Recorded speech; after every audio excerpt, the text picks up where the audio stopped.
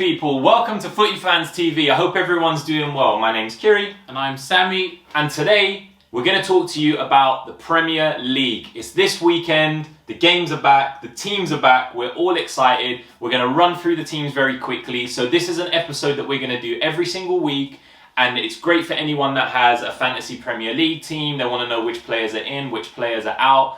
I'll caveat this by saying that all of this is pretty much subject to transfers happening, players getting injured, people testing positive for COVID. So we're going to do our best to film this as late as possible before the weekend games so that we have the most up-to-date information. But we're going to start with Saturday's 12:30 kickoff, which is Fulham against Arsenal. And we're going to run through the team very, very quickly. So first of all, starting with the home side, to the best of our knowledge and how we think Fulham are going to set up, in goal we'll have Rodak. And starting from the left back position to the right back position, so we'll go left to right for the teams. We've got Brian, Ream, Hector and Adoy, so it's a flat back four. Then in the middle of the park, we've got two holding midfielders is how we think they're going to set up. So it's going to be Kenny and Anguissa. Then you'll have a line in front of them of the three attacking players. So it will be again from left to right, Reed, Anoma and Cabano. And then at the top, as a lone striker, is Mitrovic. So obviously, he had an outstanding season in the Championship, scored crazy amount of goals. So no surprise there on that side. And then for the Arsenal team, so there was an update today that David Luiz has a neck injury. We did think that he was going to start to begin with, but obviously it doesn't look like that's going to happen anymore. So it looks like Arsenal are going to do the three central defenders. More than likely, it's going to be Tierney, Saliba, and then it depends whether Gabriel gets a start or not. I'm thinking he might put him in there. He's been forced to do that. Or it could be someone like Rob Holding if Arteta doesn't feel that Gabriel's got the match fitness. And then the wing back, so you'll have Saka. And then on the other side, Bellerin most likely. In the middle of the park, Joe Willock and Granit Xhaka. And then across the top, normal lineup that we've seen with one new addition. So it's going to be Aubameyang, Lacazette and Willian. Mm-hmm. So, thoughts on that game? Obviously, big game for both sides for different reasons. What are you thinking about that one? Arsenal need to hit the ground running. They need to win. Do it as quick as possible. Come in, first game, they're playing against an opponent that just came up. It's about making a statement, get a win, get it out of the way, and get ready with the season. Yeah, I would agree. I can't see anything else apart from an Arsenal win for that one. Probably something like 2-0, maybe a Fulham sneaker goal. I would like Fulham to hold them, but I don't think it'll happen. No, I can't see it happening either. All right, we'll move on to the next game. So we've got Crystal Palace here versus Southampton. And so now we're going through all of the 3 o'clock kickoffs.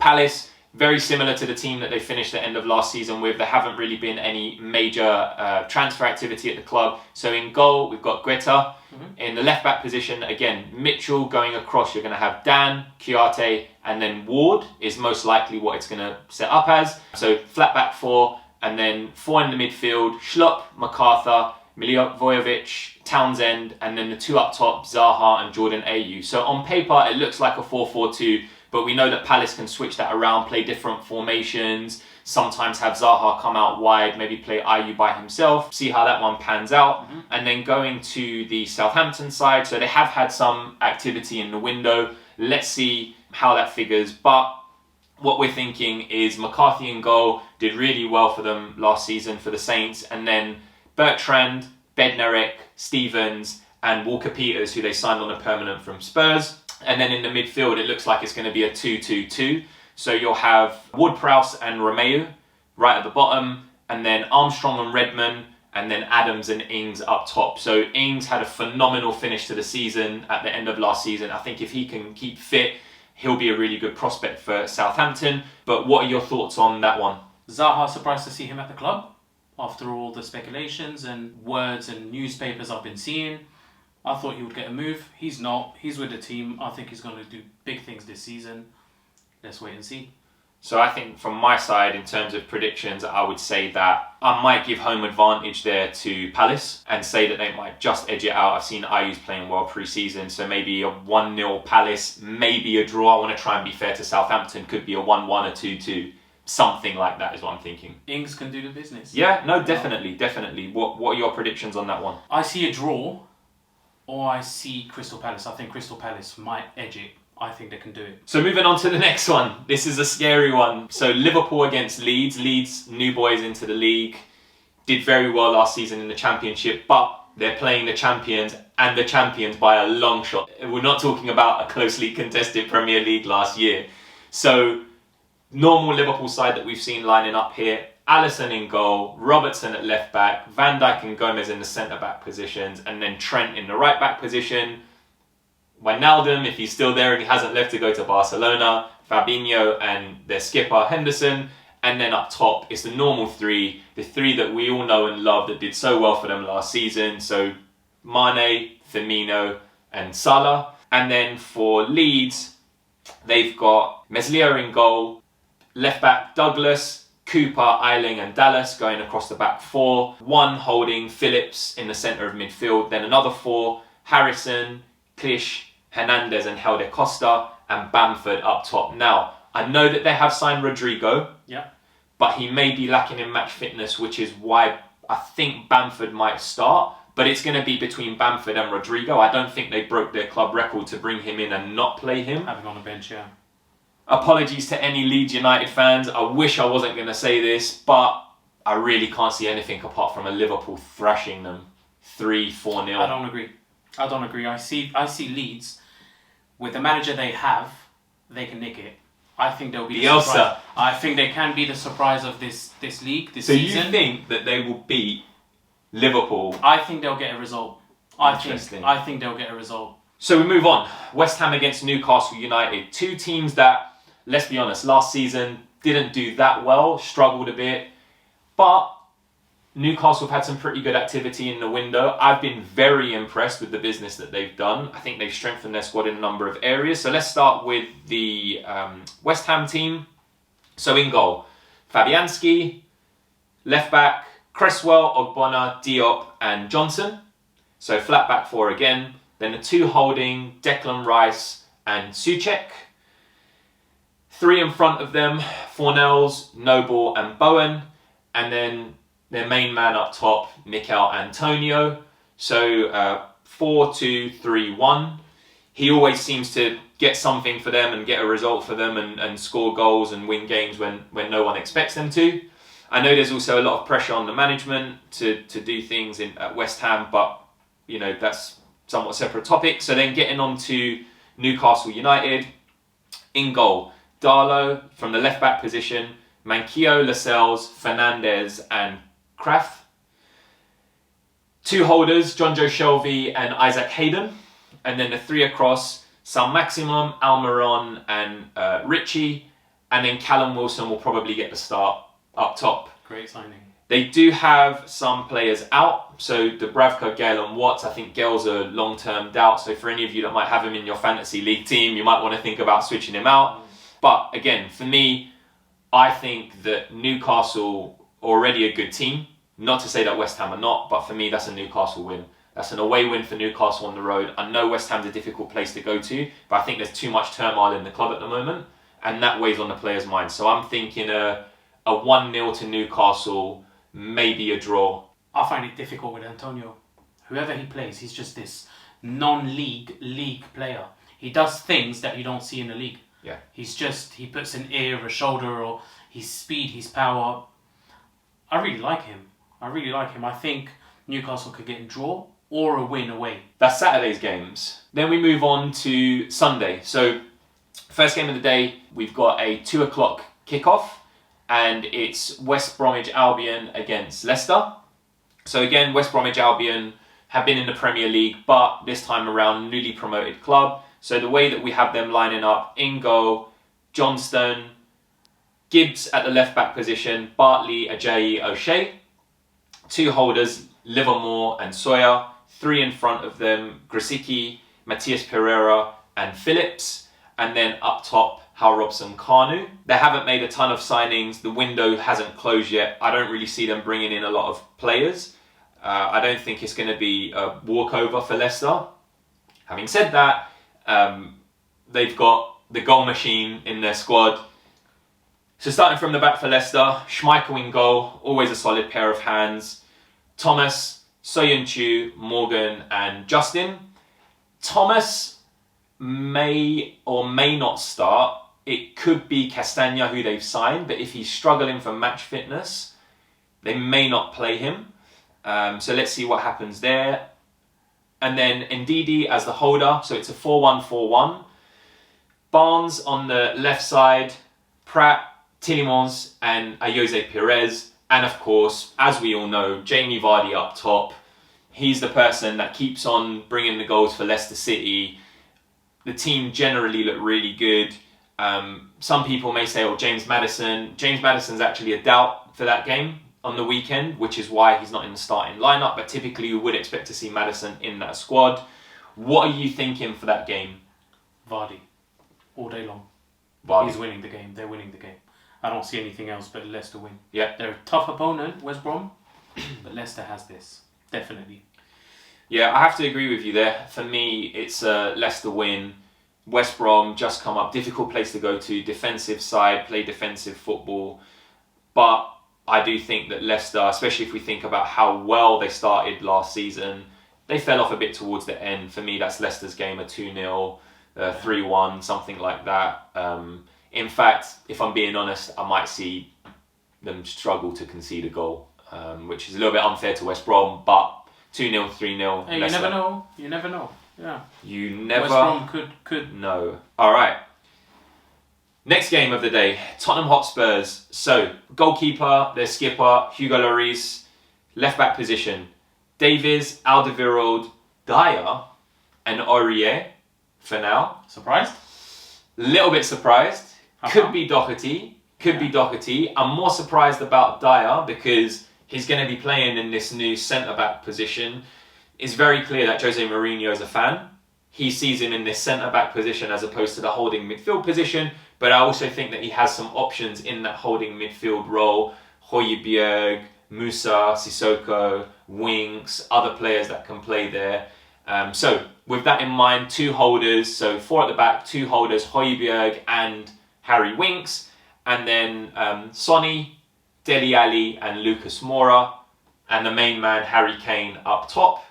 And then we get to the Everton side. So, made a bunch of signings in the transfer window. Every summer. Yeah, they're Every basically the Chelsea of the north. So, in goal, Jordan Pickford, Deeney, Holgate, Keane and Coleman at the back. Alan and Andre Gomez in the holding positions. Richarlison, Sigurdsson and Walcott, 3 across the top. And then Calvert-Lewin in front of them. Personally, I will be surprised if James Rodriguez doesn't feature. And I also think that Abdullah Doucouré should feature in that team as well. I don't think they spent that money on those players to have them sit on the bench. And I actually think that they're better than the players that they already have in their respective positions. I think this is going to be a tough one, especially if we see some of the players that Everton have signed. But I think that Spurs are going to win it. They're playing at home in front of their, I was going to say their home crowd, but there's no crowd. But they're playing at home. I think that this is going to be a Spurs win. Everton's side probably still adjusting to all of the transfers that have happened. I can see a 1-0, 2-0, 2-1, something like that. But I think this is a Tottenham Hotspur's win for me. I apologise for the Spurs fans, but I think Everton can do it. Really? I'm actually, every season, I look at the team they have, the players they go out and bring in, and I find it shocking that they don't finish 10th, above 10th, 9th, 8th. I don't think it's good enough for them. I think they need to come out for this game with the signings they've had this summer. They need to hit the ground running. They have to beat them. It's going to be difficult with Sonaldinho and all those players, but you have to do it. They have to win. For me, to start their season off well, they have to win. At least get a draw. It's going to be tough, but they can do it. I see a draw or win. Everton. Let's see what happens. Yeah.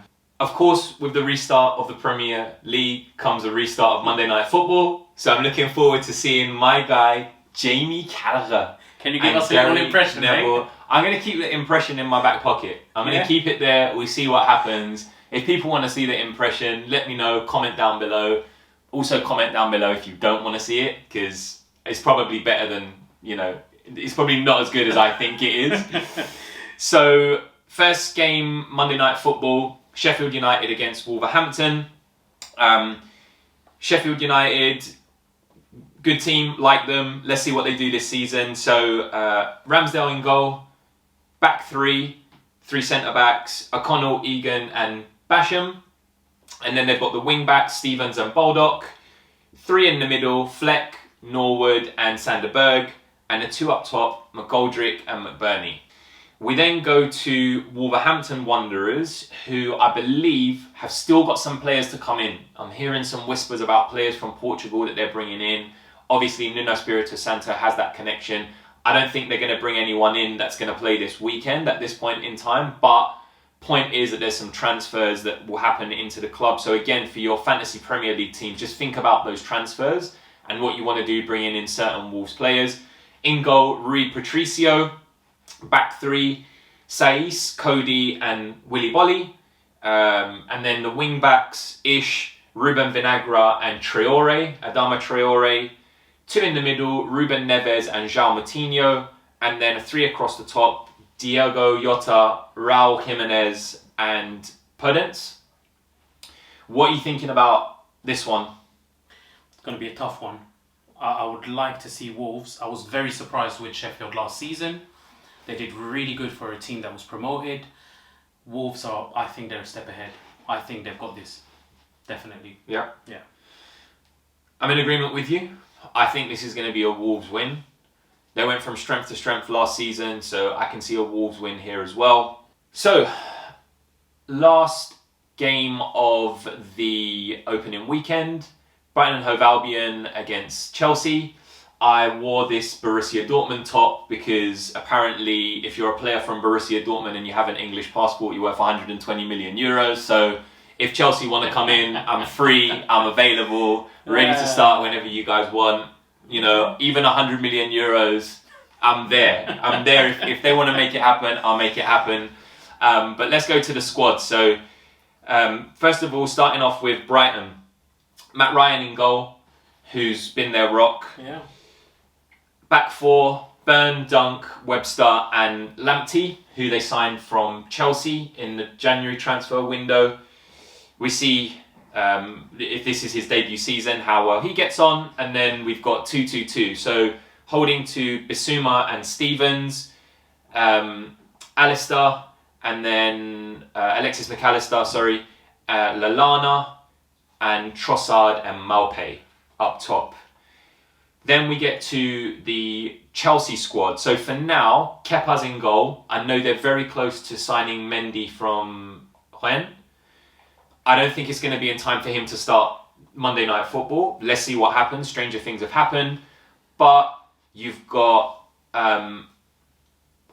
Chilwell, who I think might start. Rudiger, Zuma and Azpilicueta. Now, if it's not that back 4, the only difference that I can see is Azpilicueta playing on the left and James playing on the right. And then 3 in midfield, Mason Mount, N'Golo Kante, Ross Barkley. And up top, Werner, Giroud, Ziyech. Again, because of the number of signings that Chelsea have made, there could be a variation here.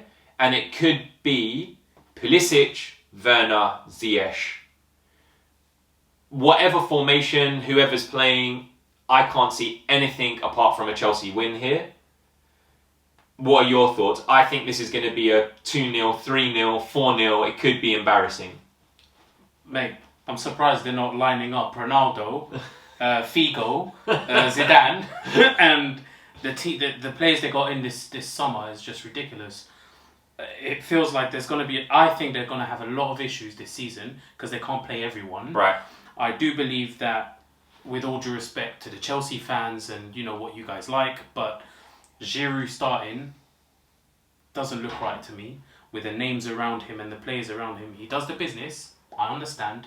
He sometimes turns up when others are a bit asleep.